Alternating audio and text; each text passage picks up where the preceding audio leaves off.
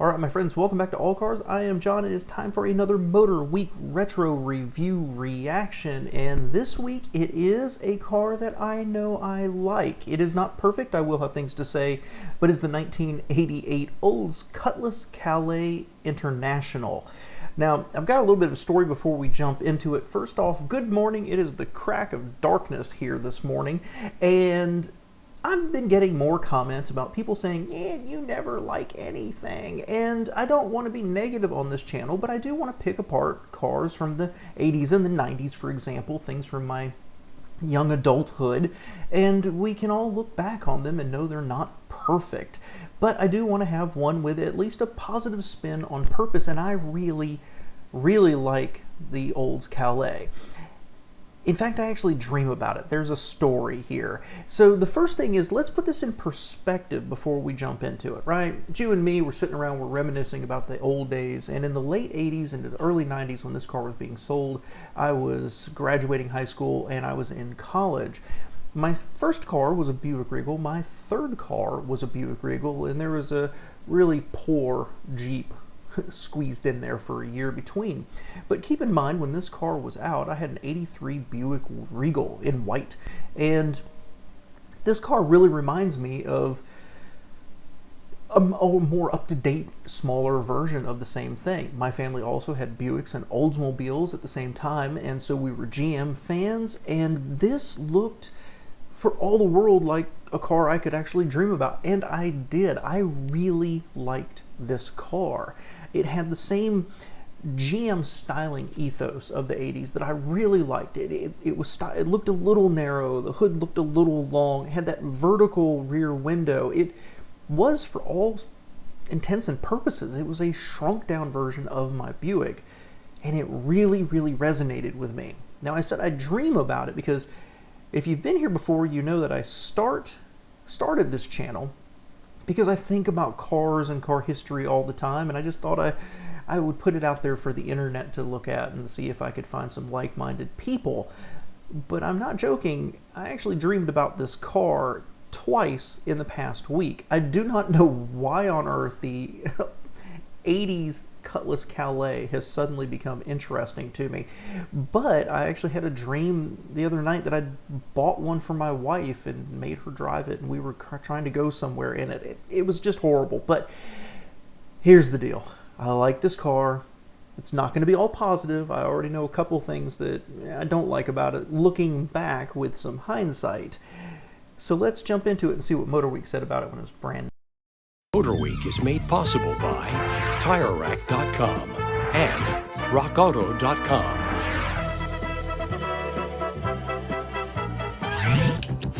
Well, hello and welcome to Motorweek 88. We're glad to have you with us.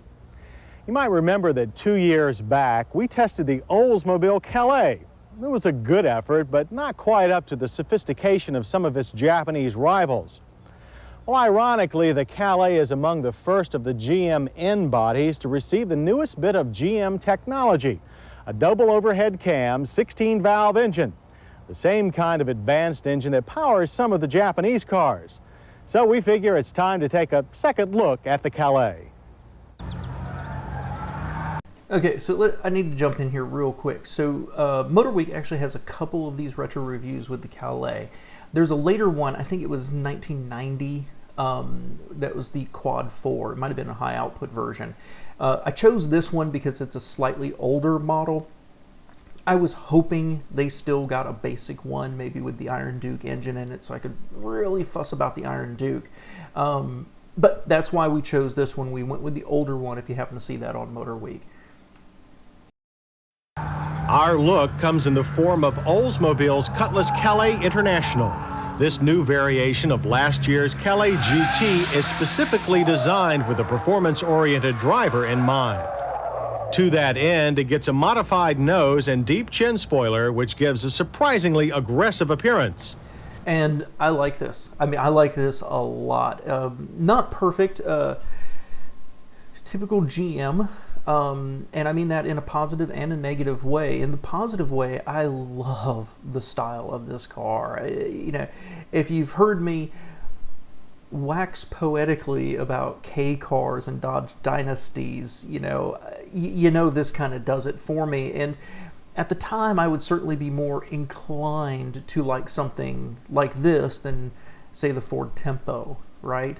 I just really like the styling. I've already talked about it. It's kind of got, for a front wheel drive, it's kind of got a long hood. It seems kind of narrow, kind of that high deck lid, more of a vertical rear window. Really like it. And the international version here with that deep spoiler, it cleans it up a little bit. I think it makes the lines all work a little better. It even makes that lower level cladding there look okay. It looks purposeful, if nothing else. Now, what I really don't like about, and I like the flush mounted headlights. I'm glad they finally did that. The revised nose, it just works. Now, what I don't like is some of the gaps around everything, whether that's a styling choice or for airflow because there's not that much grille to speak of, or whether it's just haphazard construction. It looks a little unfinished in some ways, but overall, man, I would still drive a car that looks like this. The aggressive theme continues with ground-hugging side skirts. Unlike many manufacturers' add-ons, they give this car a more balanced look. So rear, I'd like to say when they were zooming out right there, I was surprised how much Mercury Cougar or Thunderbird there is in that little window behind the front door. That kind of jumped out at me. I've never noticed that before. And I like the rear taillights on this. I find taillights are hard for people to do right, where you like them and they don't look too small, too large. I like this. I like this a lot. A handsome two-tone paint scheme is also standard throughout the International series. The I-Series package is completed by 14-inch alloy wheels wearing fat Goodyear Eagle GT Plus 4 tires. Overall, it's probably the best-looking Oldsmobile that we've seen in some time, and we wonder why the company didn't promote something like this sooner. 14-inch wheels, guys. My, how times have changed. Maybe because it was waiting for a suitable engine. Well, it's arrived. Oldsmobile's new 16-valve Quad 4. This 2.3-liter four-cylinder produces 150 horsepower and 160 pound-feet of torque, easily beating the smaller 16-valve 4s of the Japanese competition. A new direct-fire ignition system eliminates spark plug wires and timing adjustments. Even the fluid reservoirs are well marked, something the Japanese don't always seem to think is important. But the proof is in the driving, and our Calais International drives like no Calais before it. 0 to 60 took a short 8.4 seconds, and the quarter mile flashed by in 16.6 seconds at 83 miles per hour. Much credit must go to the International Series' excellent Getrag designed manual transmission. It allows the driver to use every bit of the Quad 4's power. But it sometimes seems like there's too much power for the Calais front drive design. There's a lot of front end shudder as the tires claw for traction and the steering wheel tries to pull from your grip. There's also a lot of engine noise when the Quad 4 is working hard. Yeah, so let's interject here about this engine and transmission. I like the Quad 4. I know with hindsight it was not a great engine, right? It had some teething problems, and I don't remember when it was they went in and added the balance shafts. I don't remember off the top of my head to smooth the engine out, but it was a thoroughly modern, powerful engine that competed directly with what the Japanese were doing.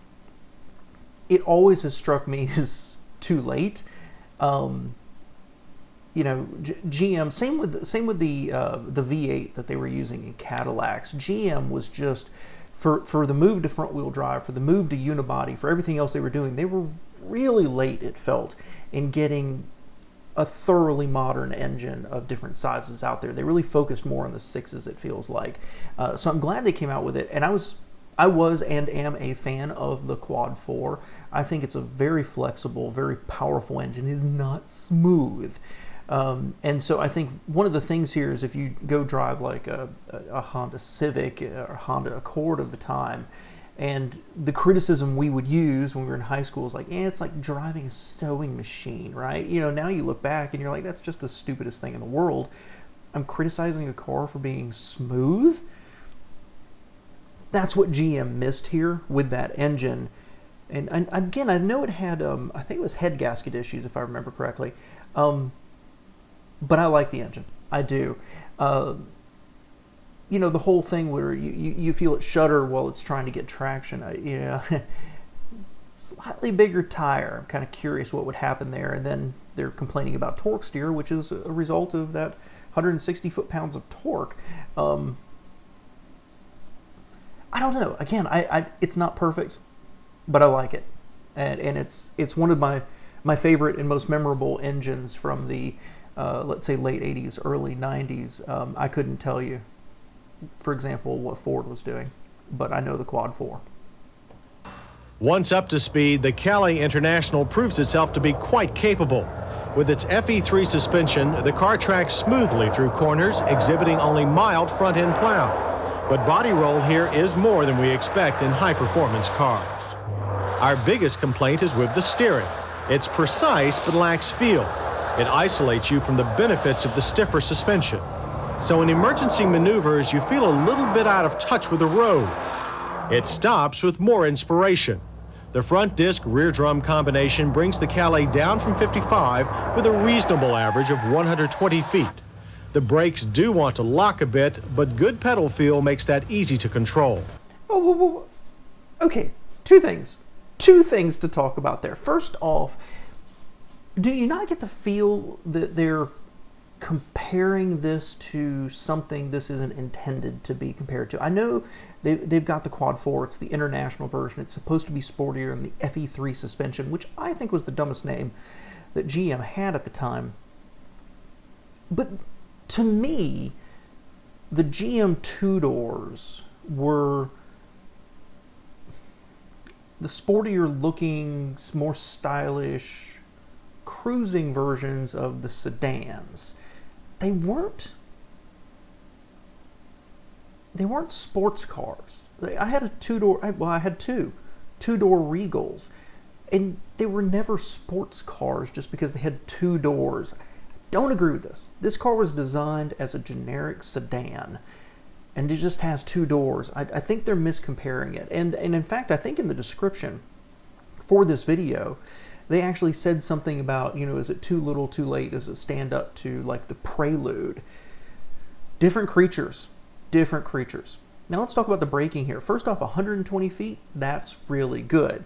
And what I do when I talk about these videos, I say the drama, right? This didn't have anti-lock brakes. If that tire smoke and lockup is, you know, just reasonable to them, that's, I want to see what's not. Does it involve spinning out of control when you tap on the brakes? Good stopping distance, but a lot of drama to get it. I think sometimes we forget just how good ABS made stopping. Stability is excellent, but there is a lot of fade as the brakes heat up. The Quad 4's performance isn't the only thing likely to lure buyers to this new Olds. It also boasts an above-average level of standard features, including a tilt wheel and intermittent wipers.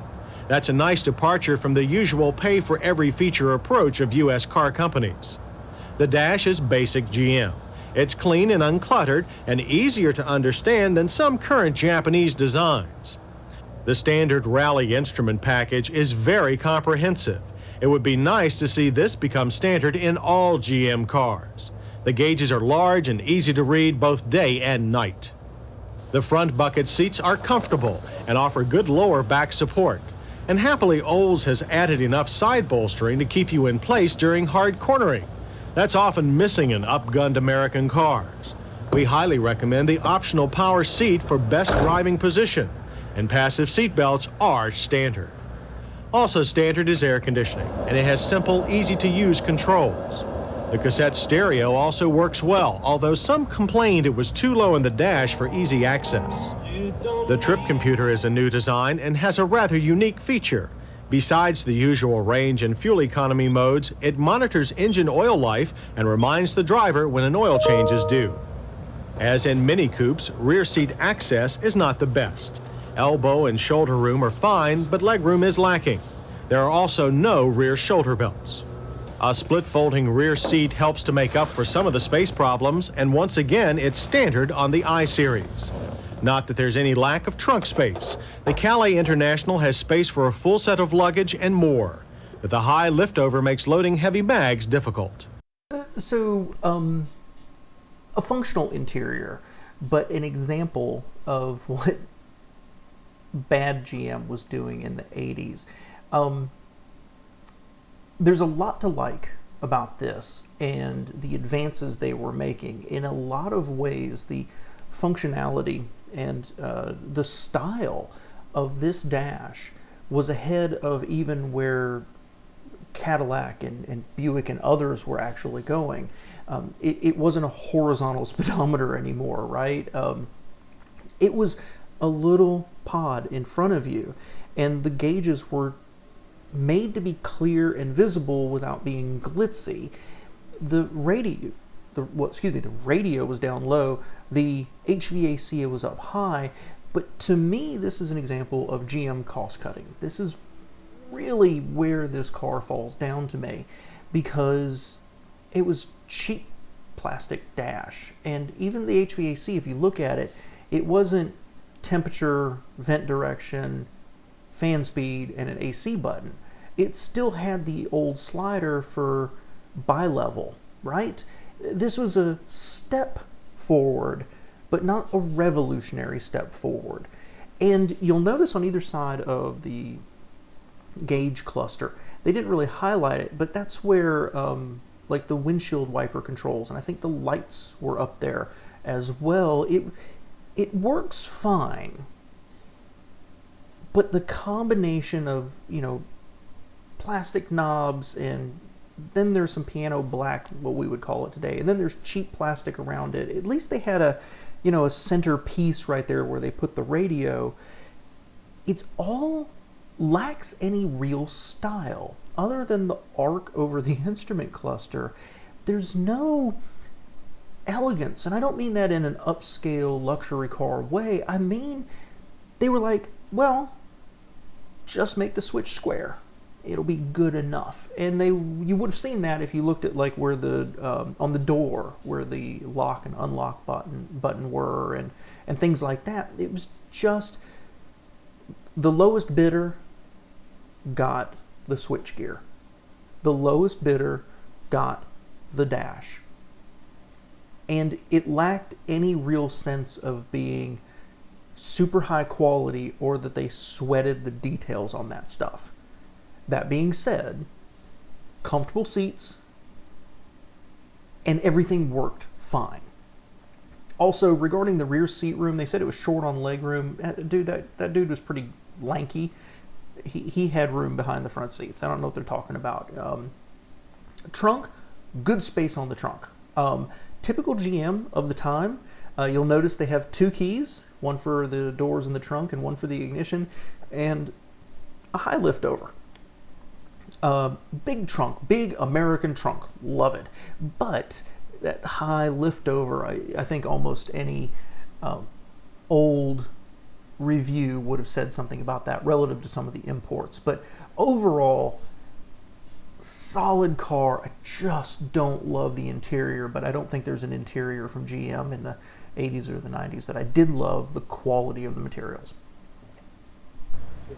The EPA rates the Calais International's 5-speed mileage at 26 city, 36 highway. With an automatic, it's only 8% less. But our mixed driving loop returned a disappointing 23 miles per gallon. Despite the performance suspension, highway ride is still good. Interior sound measures a reasonable 68 decibels. As for price, our Calais International starts at $13,695 and comes to $15,000 with options. That's not bad. For the record, the Quad 4 is available in all Calais models as well as in the Buick Skylark and Pontiac Grand Am. As for the Olds Calais I-Series competition, the Toyota Celica GTS is more expensive and has less interior room. Its smaller 16-valve engine does provide similar acceleration. The Mercury Topaz XR5 costs less, but lacks the Calais International 16-valve power and its wealth of standard features.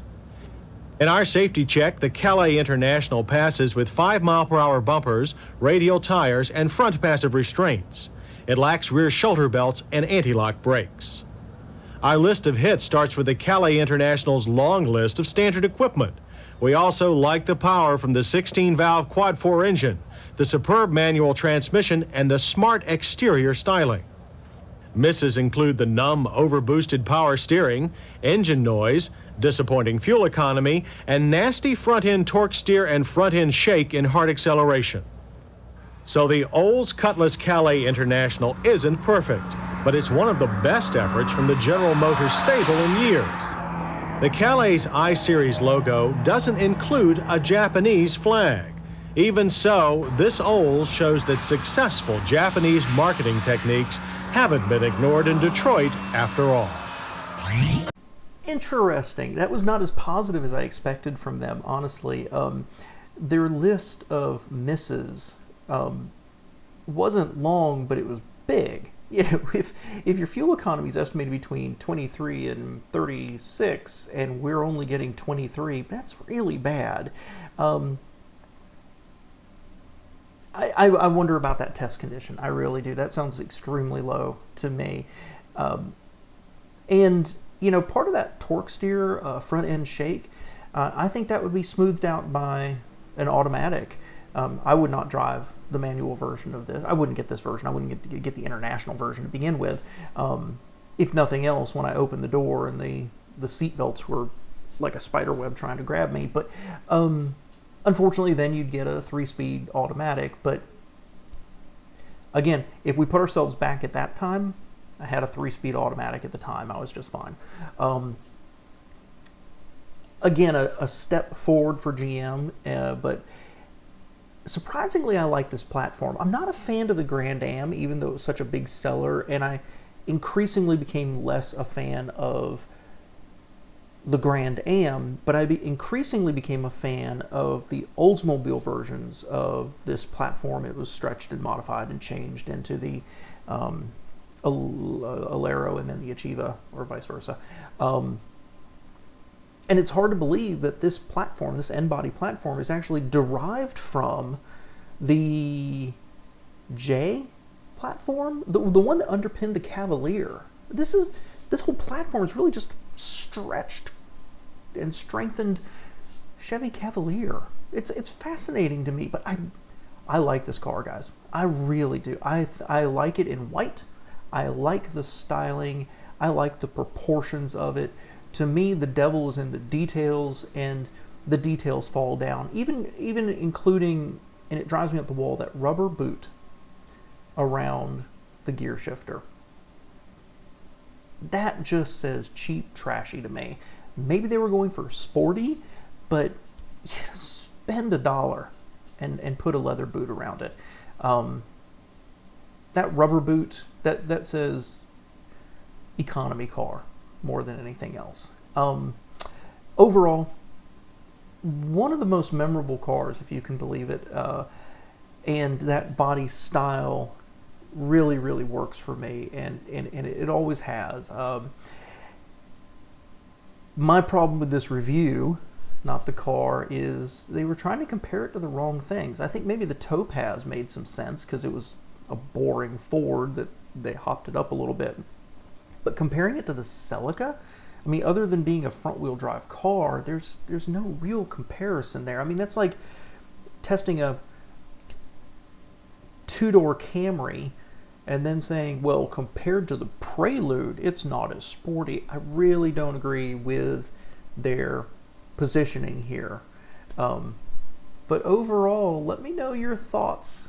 And if you have memories of the Calais, I never owned one. I never did. Its time came and went by the time I actually entered the working world, and After graduation, I bought another Jeep. This never came back up on my radar, but if you've watched my retro reviews of the Achieva, I believe it was, you'll know how much I really liked that car and how much I wanted one. I got kind of close. But, you know, as someone who just regrets that Oldsmobile is gone, they were making some good stuff. And I'll close with this. In the late 80s, early 90s, even into 2000, coming from a GM family, liking GM styling and having had GMs, the flaws in this car, a lack of refinement, a lack of perhaps the quality of the materials inside, the details, I would not have left GM over those for a Japanese brand at that time. To me now, it seems insurmountable to think of getting back into it. But dang, would I like to drive one of these and see what I thought about it today. I appreciate you being here, guys.